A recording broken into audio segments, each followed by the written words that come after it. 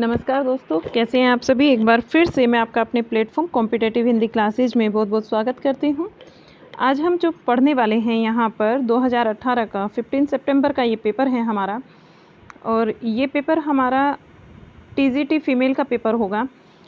इसकी जो शिफ्ट होगी वो 1 होगी। 1 शिफ्ट का पेपर है ये। हमने इससे पहले जो पेपर किया है वो 2nd शिफ्ट का पेपर हम कर चुके हैं और 3rd शिफ्ट का पेपर भी हमारा हो चुका है। तो आज जो हम करने वाले हैं वो होगा हमारा शिफ्ट नंबर 1। 15 सितंबर को 3 शिफ्ट में एग्ज़ाम हुआ था, 1 और 2 और 3, ये तीनों शिफ्ट 1st, 2nd, 3rd इन तीनों में एग्ज़ाम हुआ था। तो ये दोनों हम कर चुके हैं पेपर। आज का हमारा क्लास होगा ये, और इसमें हम स्पेशल हिंदी को देखने वाले हैं। चलिए स्टार्ट करते हैं अपनी क्लास को। क्वेश्चन नंबर 101 से हमारी स्टार्टिंग होगी। बाकी अगर आपने पहले जो क्वेश्चन पेपर हैं हमारे वे नहीं किए हों, टीजीटी पीजीटी DSSS को लेकर हमने जो क्वेश्चन पेपर किए हैं, अगर आपके वो नहीं हुए हैं तो आप चैनल पर जाकर उन्हें कर सकते हैं। सारी की सारी क्लासेस हमारे चैनल पर अवेलेबल हैं, प्लेलिस्ट बनी हुई है। चलिए अपनी क्लास को स्टार्ट करते हैं। क्वेश्चन नंबर 101 से हमारी स्टार्टिंग होगी, और यहाँ हमारा पहला क्वेश्चन है, कौन सी बोली पश्चिमी हिंदी की नहीं है। पश्चिमी हिंदी की बघेली बोली नहीं है। बघेली, अवधी और छत्तीसगढ़ी बोलियां जो हैं वो पूर्वी हिंदी के अंतर्गत आती हैं। Next question, question number 102, Maithili का प्रयोग क्षेत्र नहीं है। मैथिली का जो प्रयोग का क्षेत्र नहीं है ये बताना है। मेरठ नहीं है मैथिली भाषा का प्रयोग क्षेत्र। दरभंगा, पूर्णिया और मुजफ्फरपुर हैं। नेक्स्ट क्वेश्चन है हमारा क्वेश्चन नंबर 103, देवनागरी लिपि में लिखी जाने वाली भाषा नहीं है। देवनागरी लिपि में संस्कृत लिखी जाती है, नेपाली भी लिखी जाती है, नेक्स्ट हिंदी लिखी जाती है, लेकिन असमिया नहीं लिखी जाती। असमिया यहाँ हमारा सही आंसर होगा। अगला क्वेश्चन है क्वेश्चन नंबर 104, कौन से वर्ग में ओष्ठ वर्ण हैं। कौन से वर्ग में ओष्ठ वर्ण है। तो ओष्ठ वर्ण प वर्ग होता है, प, फ, ब, भ और म। ये हमारा राइट आंसर होगा, प, ब, फ। नेक्स्ट क्वेश्चन है क्वेश्चन नंबर 105, कौन से वर्ग में सभी वर्ण अल्प प्राण व्यंजन हैं। कौन से वर्ग में सभी वर्ण अल्प प्राण व्यंजन हैं। क, च, ट, त, ये अल्प प्राण व्यंजन हैं। अल्प प्राण व्यंजन कौन से होते हैं। किसी भी वर्ग का या सभी वर्गों के आप ले लीजिए। यहाँ पर जो पहला वर्ण होगा, तीसरा होगा, पहला, तीसरा और पांचवा जो वर्ण होता है ये अल्प प्राण होते हैं। दूसरा और चौथा जो वर्ण है ये महाप्राण होते हैं। ये महाप्राण होते हैं और ये होते हैं अल्प प्राण। नेक्स्ट क्वेश्चन देखेंगे, क्वेश्चन नंबर 106, वर्तनी की दृष्टि से कौन सा शब्द अशुद्ध है। अशुद्ध शब्द हमें देखना है, और अशुद्ध होता है हमारा दाई। दाई हमारा अशुद्ध शब्द है।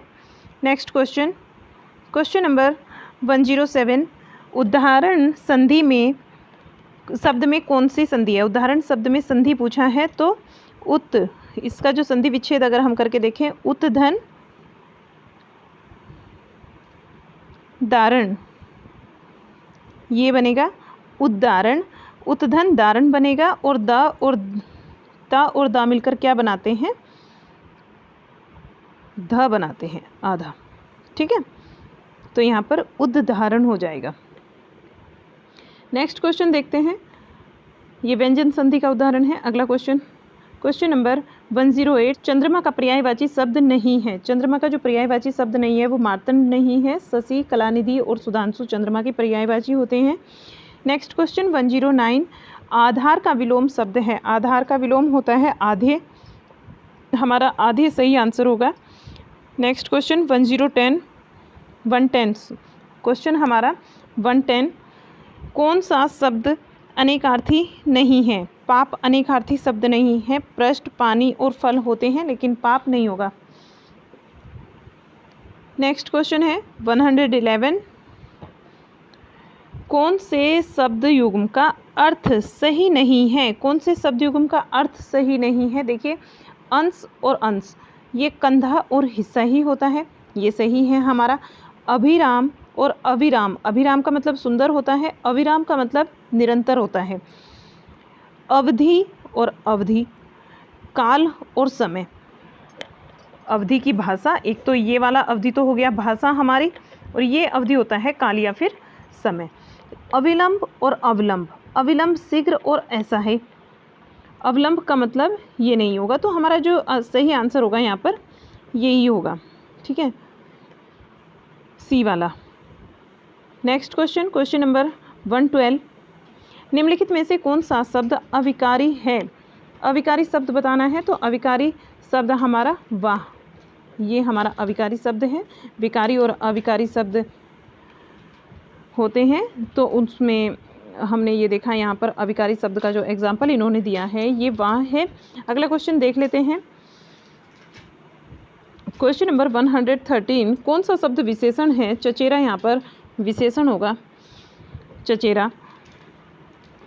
नेक्स्ट क्वेश्चन, क्वेश्चन नंबर 114, निम्नलिखित में से भाववाचक संज्ञा शब्द है? भाववाचक संज्ञा शब्द बुद्धिमत्ता, बुद्धिमत्ता भाववाचक संज्ञा शब्द है।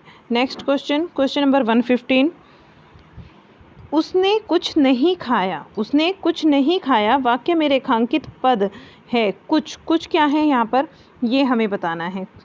कुछ अनिश्चयवाचक स्वरनाम है, कुछ क्या है? अनिश्चयवाचक स्वरनाम है।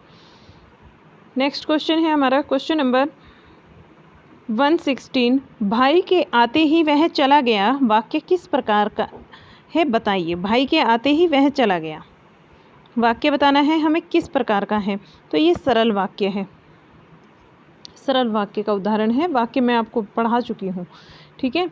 नेक्स्ट क्वेश्चन, क्वेश्चन देखते हैं हमारा 117, वह ऊपर नीचे जाता रहता है वाक्य में अवयव पद है, वाक्य में अवयव पद बताना है, तो ऊपर नीचे यहाँ पर अवयव पद का उदाहरण है। चलिएगा अगला क्वेश्चन, क्वेश्चन नंबर 118, ठहरो अभी मत जाओ, वाक्य किस प्रकार का है? आज्ञार्थक है, आज्ञा दी जा रही है, ठहरो अभी मत जाओ, आज्ञा दी जा रही है, आज्ञार्थक आपका वाक्य है। क्वेश्चन नंबर आपका 119, विशेषण का भेद नहीं होता, विशेषण का भेद क्या नहीं होता? प्रभाववाचक विशेषण, विशेषण का भेद नहीं होता। नेक्स्ट हम क्वेश्चन देखेंगे, क्वेश्चन नंबर 120, संज्ञा पद का परिचय देते समय क्या बताना आवश्यक नहीं है? संज्ञा पद का जब हम परिचय देते हैं तो क्या बताना आवश्यक नहीं है? विशेष्य बताना आवश्यक नहीं है। अगला क्वेश्चन है हमारा, डिसिप्लिन चेंज हो जाता है यहाँ पर। अगला क्वेश्चन देखिए 121, बुरी तरह पराजित होना के अर्थ में मुहावरा है। बुरी तरह से पराजित होना, छक्के छुड़ाना, बुरी तरह पराजित होना, इसका मुहावरा होगा छक्के छुड़ाना। नेक्स्ट क्वेश्चन, क्वेश्चन नंबर 122, केवल बाह्य प्रदर्शन के लिए लोकोक्ति प्रयुक्त तो होती है, ऊंची दुकान फीका पकवान, ये बाह्य प्रदर्शन के लिए लोकोक्ति हम प्रयुक्त करते हैं। नेक्स्ट क्वेश्चन, क्वेश्चन नंबर 123, किसी तरह की जिम्मेदारी ना होने पर लोकोक्ति कही जाती है। किसी भी तरह की जब जिम्मेदारी नहीं होती तो किस लोकोक्ति का हम प्रयोग करते हैं? आगे हाथ ना पीछे पगहा, ये हम लोकोक्ति प्रयोग करते हैं। लोकोक्ति क्या होती है? जो लोक प्रचलित, लोक में प्रचलित होती है।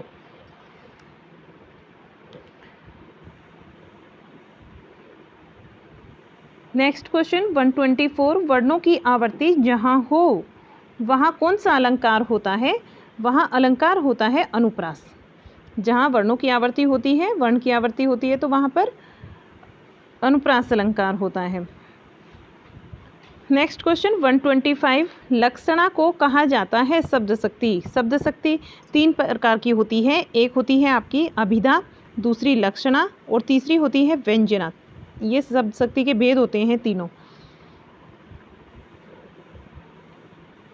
नेक्स्ट क्वेश्चन हमारा, संविधान का कौन सा अनुच्छेद कहता है कि राज्य और केंद्र के बीच तथा दो राज्यों के बीच पत्र आदि संघ की राजभाषा में जाएगा? यानी कि जो भी पत्राचार का व्यवहार अगर करते हैं, दो राज्य आपस में करते हैं, केंद्र या राज्य के बीच में होता है, तो वो संघ की राजभाषा में ही जाएगा। ये आर्टिकल 346 के अंतर्गत आता है। अगर केंद्र के बीच में और एक किसी भी स्टेट के बीच में कोई भी पत्राचार होता है तो वो हम हिंदी में करेंगे। संघ की राजभाषा हिंदी है तो हिंदी में होगा।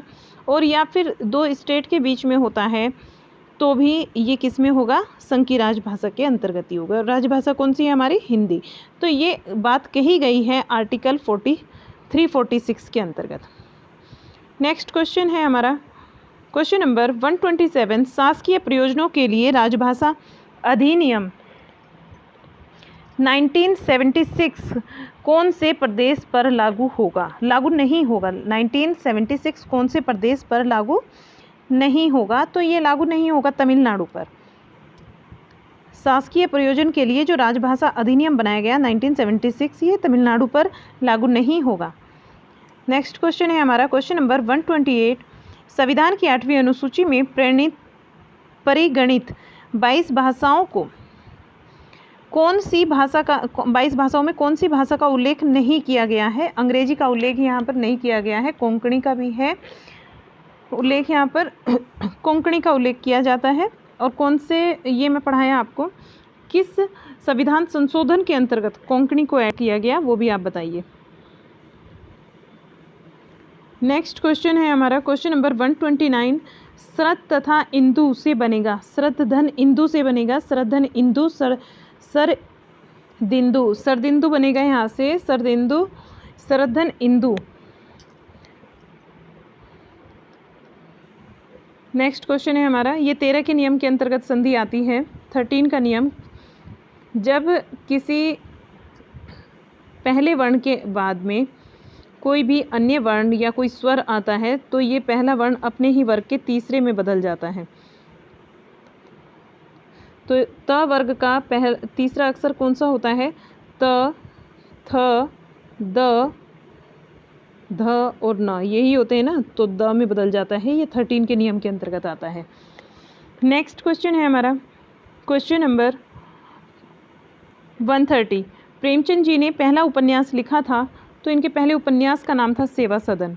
नेक्स्ट क्वेश्चन नंबर हमारा 131, गांधी जी के दक्षिणी अफ्रीकी जीवन पर आधारित कौन सा उपन्यास है। दक्षिणी अफ्रीकी जीवन पर आधारित इनका पहला गिरमिटिया उपन्यास लिखा गया था।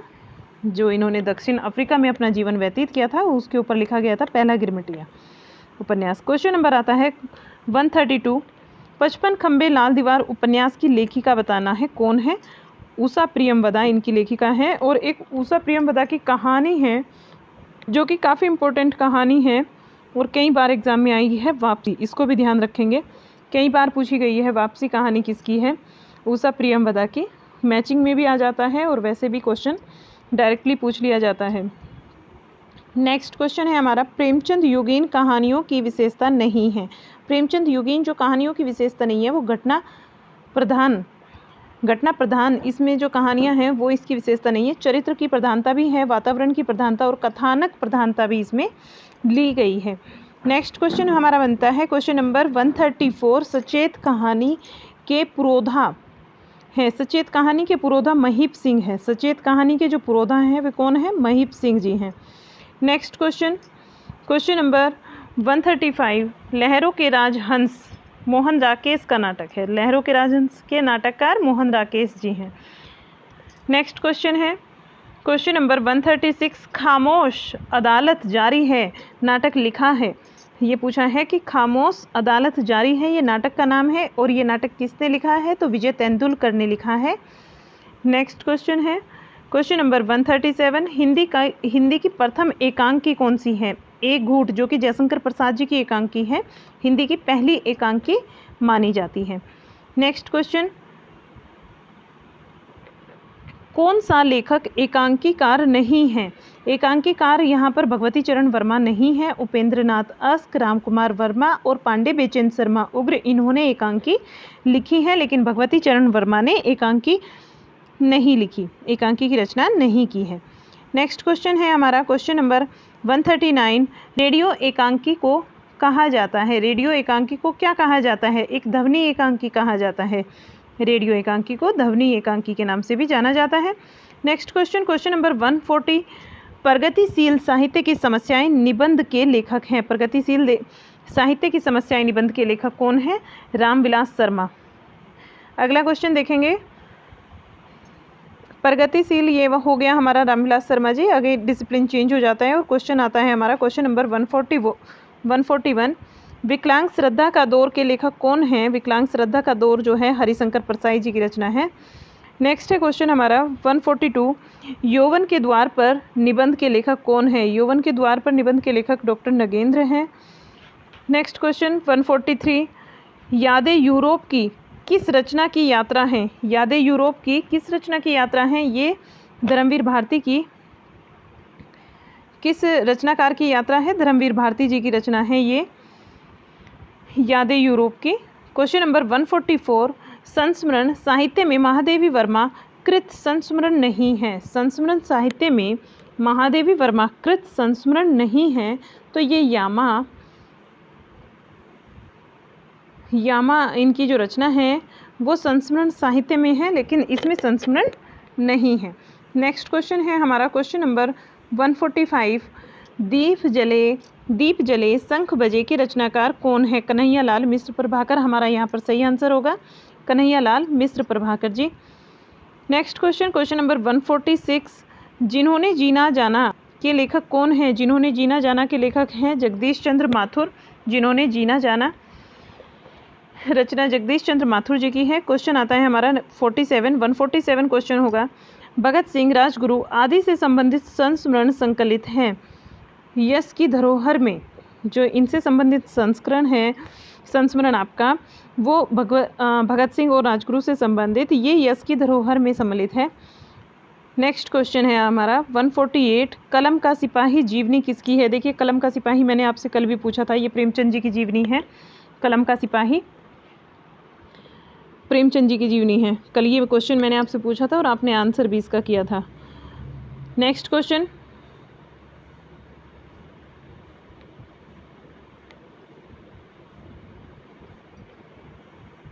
तो यहाँ जो प्रेमचंद कलम का सिपाही है ये अमृत राय की है। अमृत राय ने इसको लिखा है और ये प्रेमचंद जी की जीवनी है। ऐसे ही प्रेमचंद घर में, ये शिवरानी देवी ने प्रेमचंद जी के जीवन पर लिखी है, प्रेमचंद घर में। और कलम का मजदूर, ये मैंने कल क्वेश्चन आपसे किया था, कलम का मजदूर मदन गोपाल की है, प्रेमचंद जी के जीवन पर लिखी गई जीवनी है। नेक्स्ट क्वेश्चन हम देखते हैं क्वेश्चन नंबर 149 में पूछा गया है कि गलत युग्म कौन सा है? गलत युग्म हमें बताना है। आवारा मसीहा शरतचंद, ये ठीक है। बाबूजी नागार्जुन, ये भी ठीक है। अग्निसेतु नजरुम इस्लाम, ये भी ठीक है। जिन्होंने जीना जाना मैथिली शरण गुप्त, ये गलत है। जिन्होंने जीना जाना मैथिली शरण गुप्त की नहीं है। जिन्होंने जीना जाना ये किसकी है? जगदीश चंद्र माथुर की। आवारा मसीहा विष्णु प्रभाकर और बाबूजी जो कि नागार्जुन के जीवन पर लिखी गई है, ये शोभाकांत की है। चलिए आगे देखते हैं अगला क्वेश्चन नंबर 150। क्वेश्चन नंबर आता है हमारा 150 क्वेश्चन है, आत्मकथा लेखन में सर्वाधिक प्रसिद्धि मिली है। आत्मकथा के लेखन में जो सर्वाधिक प्रसिद्धि मिली है वो महात्मा गांधी को मिली है। नेक्स्ट देख लेते हैं क्वेश्चन नंबर 151, नेपाली क्रांति को लेकर जो रिपोर्टाज लिखा गया है वो कौन सा है? किसने लिखा? फणीश्वर नाथ रेणु जी ने लिखा है। नेपाली क्रांति को लेकर रिपोर्टाज फणीश्वर नाथ रेणु ने लिखा है। नेक्स्ट क्वेश्चन है 152, आदिकाल के चंद्रबरदाई के आश्रयदाता थे। आदिकाल के चंद्रबरदाई के आश्रयदाता पृथ्वीराज, यानी कि पृथ्वीराज चौहान के आश्रयदाता कौन थे? चंद्रबरदाई। नेक्स्ट क्वेश्चन नंबर हमारा 153 में पूछा जाता है कीर्तिलता के रचनाकार कौन है? कीर्तिलता के रचनाकार विद्यापति हैं। विद्यापति की रचना है कीर्तिलता। इनकी रचनाएं हैं फेमस, कीर्तिलता, कीर्ति पताका और पदावली। अगला क्वेश्चन है हमारा क्वेश्चन नंबर 154, अपनी पहेलियों और मुकरियों के लिए कौन जाने जाते हैं? अमीर खुसरो यहाँ हमारा सही आंसर होगा, अपनी पहेलियों और मुकरियों के लिए जाने जाते हैं। नेक्स्ट क्वेश्चन है हमारा 155, निर्गुण संत थे। निर्गुण संत यहाँ पर कबीर थे, सही आंसर हमारा कबीर होगा। नेक्स्ट क्वेश्चन, तुलसीदास का रामचरितमानस लिखा गया। तुलसीदास जी का जो रामचरितमानस है वो दोहा चौपाई छंद में लिखा गया था। अगला क्वेश्चन जो है हमारा नेक्स्ट आता है 157, अष्टछाप की स्थापना करने वाले कवि हैं विट्ठलनाथ जी। अष्टछाप की स्थापना करने वाले कवि हैं विट्ठलनाथ। अगला क्वेश्चन देखते हैं। क्वेश्चन नंबर 158, उत्तर मध्यकाल को रीतिकाल नाम दिया, ये दिया है आचार्य रामचंद्र शुक्ल ने। नेक्स्ट आता है हमारा क्वेश्चन, उत्तर मध्यकाल को रीतिकाल नाम दिया आचार्य रामचंद्र शुक्ल जी ने। और अगला क्वेश्चन जो है हमारा क्वेश्चन नंबर 159 होगा, यद्यपि सुजाति सुलक्षणी सुब्रंद सरस सुव्रत भूषण बिनु न बरजाई कविता बनिता मित, पंक्तियाँ किसकी है? पंक्तियाँ केशवदास जी की पंक्तियाँ हैं। नेक्स्ट है हमारा क्वेश्चन,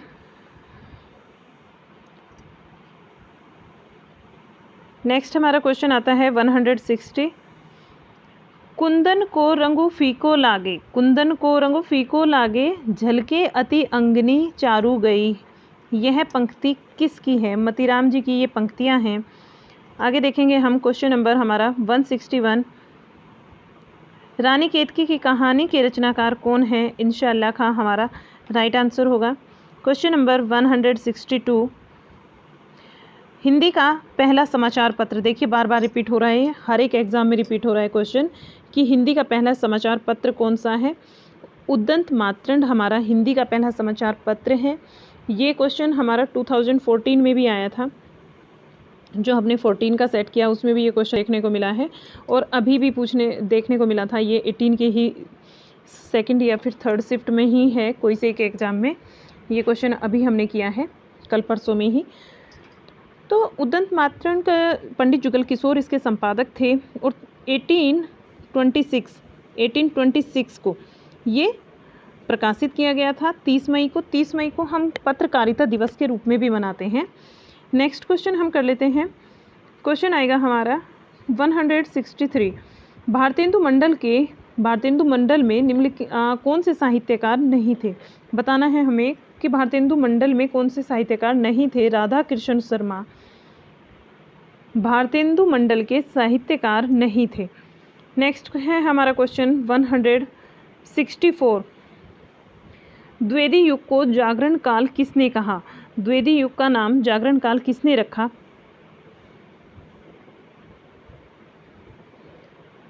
नेक्स्ट हमारा जो आंसर है वो इसका डॉक्टर द्विवेदी युग को जो जागरण काल कहा है वो कहाँ है? डॉक्टर नगेंद्र ने।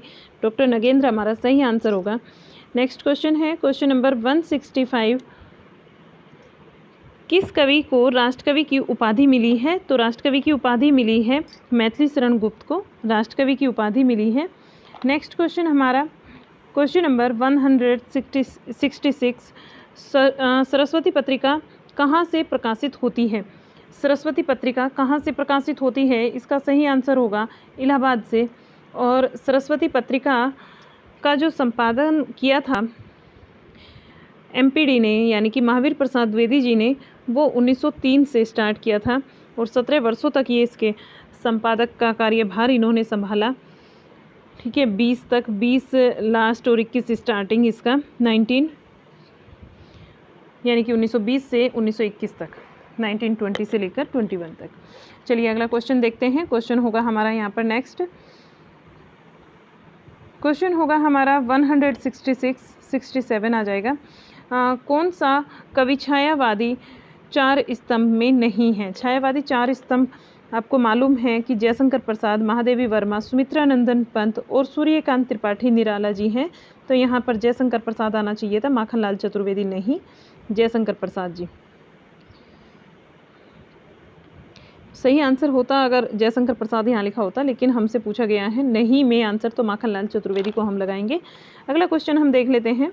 क्वेश्चन नंबर है हमारा 168, छोड़ दुर्मों की मृदु छाया, तोड़ प्रकृति से भी माया, पंक्तियाँ किसकी हैं? पंक्तियाँ पंत जी की हैं। पंत को क्या कहा गया है? प्रकृति का सुकुमार कवि। सुमित्रानंदन पंत को प्रकृति का सुकुमार कवि भी कहा गया है। क्वेश्चन 169 आता है हमारा, राम की शक्ति पूजा है। राम की शक्ति पूजा एक लंबी कविता है, सही आंसर होगा एक लंबी कविता। नेक्स्ट क्वेश्चन हम देख लेते हैं 170, शैव दर्शन के आनंदवाद पर आधारित रचना है। शैव दर्शन के आनंदवाद पर आधारित रचना हमें बतानी है, तो कामायनी हमारा यहाँ पर सही आंसर होगा। नेक्स्ट है हमारा क्वेश्चन 171, प्रेमचंद के कौन से उपन्यास का पात्र सूरदास है, सूरदास बताना है, रंगभूमि का पात्र है सूरदास। नेक्स्ट है हमारा क्वेश्चन 172, बच्चन की मधुशाला की विधा है, बच्चन की जो मधुशाला है इसकी विधा है हमारी काव्य। नेक्स्ट है हमारा क्वेश्चन नंबर 173, कौन सा कवि प्रगतिवाद से संबंधित नहीं है? प्रगतिवाद से संबंधित हरिओद नहीं है, सही आंसर हमारा हरिओद होगा। नेक्स्ट है हमारा क्वेश्चन इसमें 174, गीत फरोश कविता के रचनाकार कौन है? गीत फरोश कविता के रचनाकार भवानी प्रसाद मिश्र हैं। नेक्स्ट क्वेश्चन 175, या कोकिल बरसा पावक कर्ण में कोयल प्रतीक है, या कोकिल बरसा पावक कर्ण में कोयल प्रतीक है, क्रांति का प्रतीक है कोयल। नेक्स्ट क्वेश्चन है हमारा क्वेश्चन 176, प्रयोगवाद को सर्वाधिक प्रभावित किया है अस्तित्ववाद ने, प्रयोगवाद को सर्वाधिक प्रभावित किया है। क्वेश्चन नंबर आता है 177, तार सप्तक के संपादक थे, तार सप्तक के संपादक कौन थे? अज्ञे, राइट आंसर हमारा अज्ञे होगा। नेक्स्ट है क्वेश्चन, तार सप्तक के संपादक अज्ञे थे। नेक्स्ट आता है क्वेश्चन नंबर 178, कल सुनना मुझे के रचनाकार कौन है? कल सुनना मुझे के रचनाकार हैं सुदामा पांडे धूमिल, हमारा सही आंसर होगा सुदामा पांडे धूमिल। नेक्स्ट है क्वेश्चन, गंधवीथी के रचनाकार कौन है? सुमित्रा नंदन पंत गंधवीथी के रचनाकार हैं। नेक्स्ट क्वेश्चन नंबर 180, कौन सा शब्द मानक वर्तनी में लिखा है? मानक वर्तनी में कांति लिखा है, कौन सा शब्द है जो कि मानव वर्तनी में लिखा है? मानक वर्तनी की बात हो रही है यहाँ पर, तो वो कांति है। नेक्स्ट हमारा क्वेश्चन है, क्वेश्चन आता है हमारा 181, कौन से शब्द में अनुस्वार के स्थान पर अय्या आ सकता है? चंद्रमा, झंझावत, दिनांक, दिनांक में आ सकता है क्योंकि हम दिनांक को ऐसे भी लिख सकते हैं, दिन नांक करके ऐसे भी लिख देते हैं। चलिए अगला क्वेश्चन देखते हैं। क्वेश्चन नंबर आता है हमारा 182, हाँ 182 देखते हैं। मयंक का पर्यायवाची नहीं है, पीयूष मयंक का पर्यायवाची नहीं होता, कलानिधि होता है, निशापति होता है और सुधाकर भी होता है। कलानिधि, निशापति, सुधाकर ये होते हैं चंद्रमा, यहाँ हो जाएगा, मयंक इन्हीं को बोला जा रहा है, लेकिन पीयूष यहाँ नहीं होगा। नेक्स्ट क्वेश्चन आता है 183 में देखा जाते हैं कि अवधी बोली का विकास हुआ, अवधी बोली का विकास पूर्वी हिंदी से हुआ है। अवधी बोली का विकास किससे हुआ? पूर्वी हिंदी से हुआ है। नेक्स्ट है क्वेश्चन 184, हिंदी की कितनी उपभाषाएं हैं? हिंदी की जो 5 उपभाषाएं हैं, हिंदी की 5 उपभाषाएं होती हैं, इसमें होती हैं, ब्रज भी आता है इसके अंतर्गत, ब्रज आ जाएगा, खड़ी बोली आ जाएगा, ब्रज से एक तो ब्रज आ जाएगा, एक खड़ी बोली आ जाता है हमारा, एक आपका कन्नौजी आ जाता है और एक आ जाता है बुंदेली, एक आ जाता है हरियाणवी।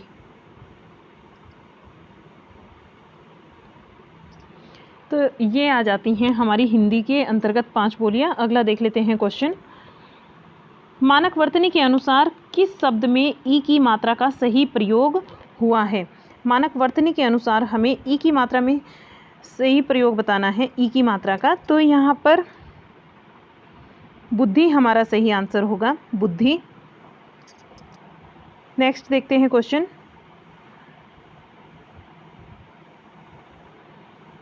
यहाँ पर एक गद्यांश है और इस गद्यांश को हमें करना है, फिर इसी पर आधारित कुछ क्वेश्चंस होंगे वो उनको भी देखेंगे।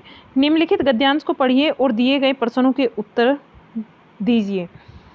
गुरुदेव वहाँ बड़े आनंद में थे, अकेले रहते थे, भीड़ भाड़ उतनी नहीं होती थी जितनी शांति निकेतन में। जब हम लोग ऊपर गए तो गुरुदेव बाहर एक कुर्सी पर चुपचाप बैठे, अस्तगामी सूर्य की ओर ध्यान अस्तिमित नैनों से देख रहे थे। हम लोग देखकर मुस्काए और बच्चों से जरा छेड़छाड़ की।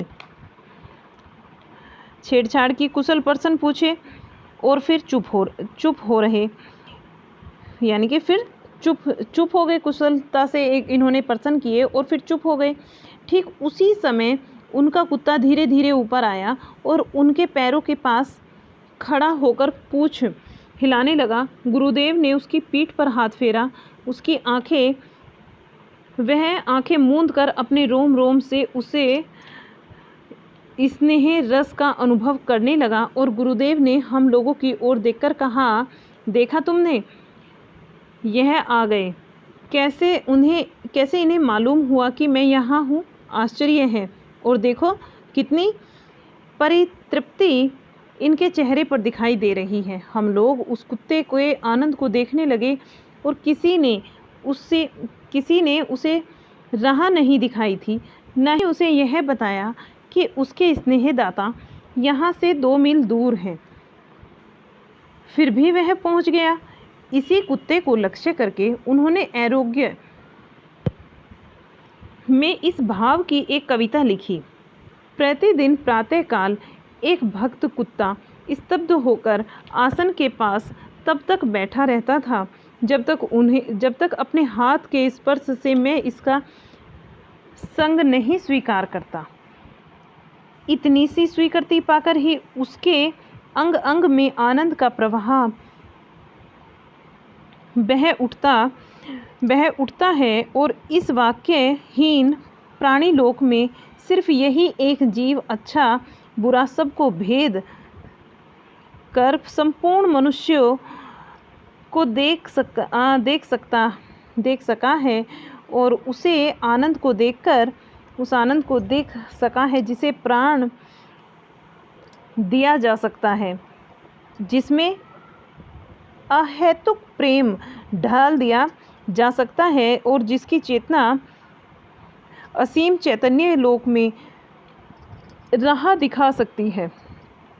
जब मैं इस मूक हृदय का प्राणपन आत्मनिवेदन देखता हूँ जिसमें वह अपनी दीनता बताता रहता है, तब मैं यह सोच नहीं पाता कि उसने अपने सहज बोध से मानव स्वरूप में कौन सा मूल्य स्वीकार किया है।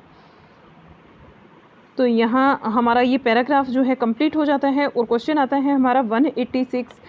क्वेश्चन में पूछा जा रहा है, शांति निकेतन में रहती थी। शांति निकेतन में भीड़ रहती थी भाई, अभी तो हमने देखा है शांति निकेतन में भीड़ रहती थी। क्वेश्चन नंबर 187, अस्तगामी सूर्य की ओर डैश वाक्य में अस्त का अर्थ है। अस्त का मतलब डूबना, जब सूर्य छिपता होता है, डूबता है, तब की बात हो रही है। कितनी परितृप्ति इनके चेहरे पर है। वाक्य में परितृप्ति का अर्थ है संतुष्टि। संतुष्टि होता है, परितृप्ति मतलब संतुष्टि। अनुच्छेद में स्नेहदाता किसे कहा गया है? गुरुदेव को कहा गया है स्नेहदाता। अहेतुक प्रेम का अर्थ क्या है? अकारण। अहेतुक प्रेम का जो अर्थ होता है अकारण होता है। नेक्स्ट है हमारा एक और, हमें यहाँ ये क्वेश्चन तो रिपीटेड हैं और यहाँ हमें क्या है, एक और फिर क्वेश्चन आते हैं हमारे यहाँ से, यानी कि 190 क्वेश्चन हम कंप्लीट कर चुके हैं। अब जो ये डिसिप्लिन आया है हमारा टीचिंग से संबंधित क्वेश्चन यहाँ पर हैं, बेसिक जानकारी हमारी टीचिंग एप्टीट्यूड से।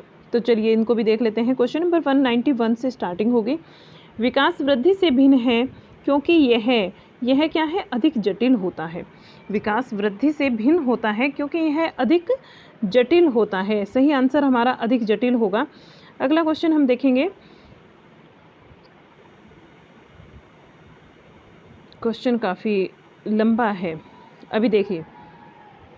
छात्र शिक्षक संपर्क में कमी, आवश्यकता अनुसार अनुकूल पाठ्यक्रम और पद्धति किस प्रकार की शिक्षा प्रणाली के विशिष्ट हैं? ये अनौपचारिक शिक्षा इसका सही आंसर होगा।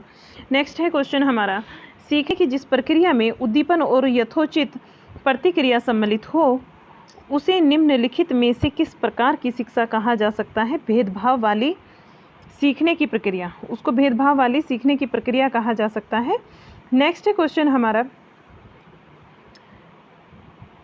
मानव परिवेश के किसी विशेष पक्ष की व्याख्या करने के लिए विभिन्न विषयों के अनुरूप दृष्टिकोण क्या कहलाता है? ये कहलाता है अंतर्विषयक दृष्टिकोण, अंतर्विषयक दृष्टिकोण कहलाता है। क्वेश्चन आता है हमारा नेक्स्ट, क्वेश्चन नंबर 195, निम्नलिखित में से उपयुक्त शब्द चुनें। ठीक है, उपयुक्त शब्द इसमें से चुनना है। जब विज्ञापनकारों और निवेशों के विज्ञापनों में पुरुष को प्रस्तुत करते हैं और महिलाओं की दैनिक आवश्यकताओं की खरीद के लिए प्रस्तुत करते हैं तो इसे क्या कहा जा सकता है? इसको लैंगिक रूढ़ि धारणाएं कहते हैं। लैंगिक रूढ़ धारणाएं इनको बोला जाता है। क्वेश्चन नंबर हमारा 196, यदि एक शिक्षक शिक्षिका अपने कक्षा के लगभग सभी छात्रों के अनुरूप उपयुक्त गतिविधियों को अभिकल्पित करने में सक्षम है तो निम्नलिखित में से कौन सा विकल्प सत्य है? ये सत्य होगा अध्यापन और ज्ञान में सुरक्षित, अध्यापन और ज्ञान में सुरक्षित। नेक्स्ट क्वेश्चन हमारा होगा क्वेश्चन नंबर 197, पुस्तकों, चित्रकलाओं, समाचार पत्र लेखों और आवधिक संगीत जैसे अनेक स्रोतों से सीखना इन विषयों में से किसे गहराई से समझने में सहायता करता है? तो इतिहास को समझने में ये सहायता करता है। नेक्स्ट जो क्वेश्चन होगा हमारा 198, आभूषण और वस्त्र अभिकल्पना किस प्रकार के कला रूप हैं? आभूषण और वस्त्र अभिकल्पना किस प्रकार के कला रूप हैं? यहाँ सही आंसर होगा हमारा दृश्य कला, क्योंकि आभूषण भी दिखाई देते हैं हमें, तो ये किसके अंतर्गत आता है? दृश्य कला के अंतर्गत आता है। नेक्स्ट है हमारा क्वेश्चन 199,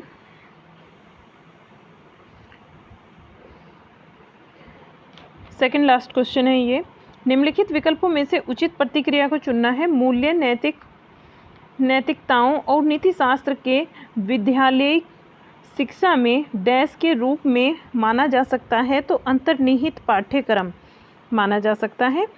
नेक्स्ट है क्वेश्चन, उपयुक्त प्रतिक्रिया चुनें। उपयुक्त प्रतिक्रिया यानी भागीदारी के लिए संसाधनों के अवसरों को समान उद्गम उपलब्ध करवाना क्या कहलाता है? समावेशन कहलाता है। तो यहाँ हमारे क्वेश्चन जो है 200 कंप्लीट हो जाते हैं। कैसा आपको क्लास लगा हमारा, प्लीज़ ज़रूर बताइए हमें। पसंद आया हो तो लाइक शेयर ज़रूर कीजिए अपने दोस्तों को, और चैनल पर अगर आप नए हैं तो प्लीज़ हमारे चैनल को सब्सक्राइब कर लीजिए। देखिए, आपके एक लाइक और सब्सक्राइब से हमारा मन करता है कि हम आपके लिए और कुछ अच्छा करें। बाकी ये भी मैं बता देना चाहती हूँ, इन्फॉर्म करना चाहती हूँ आपको कि काफ़ी सारे क्लासेज हमारे चैनल पर अवेलेबल हैं। अगर आपने नहीं देखा है तो प्लीज़ चैनल पर जाइए, विज़िट कीजिए, आपको काफ़ी अच्छा लगेगा। उसमें DSSB के प्रीवियस ईयर के जनरल पेपर को लेकर और हमारे मेन पेपर को लेकर मैंने काफ़ी सारे प्रीवियस ईयर के क्वेश्चन पेपर कराए हैं आपको। अभी कल जो हमारा पेपर होगा वो 18 का ही पेपर होगा, लेकिन मेल वाला पेपर होगा TGT का। देखिए, अभी जो हमने पेपर किया है वो 15 के पेपर किए हैं, तीनों शिफ्ट के 15 सितंबर के। 18 में जो पेपर हुए थे फर्स्ट, सेकंड और थर्ड शिफ्ट में। तो चलिए मिलते हैं आपसे फिर कल मेल के एक पेपर के साथ TGT के, जो कि 2018 का पेपर होगा हमारा। और इसी के साथ अपनी क्लास को करते हैं समाप्त। लेकर आएंगे आपके लिए एक और नई क्लास। तब तक के लिए लेते हैं आपसे अलविदा। Bye bye.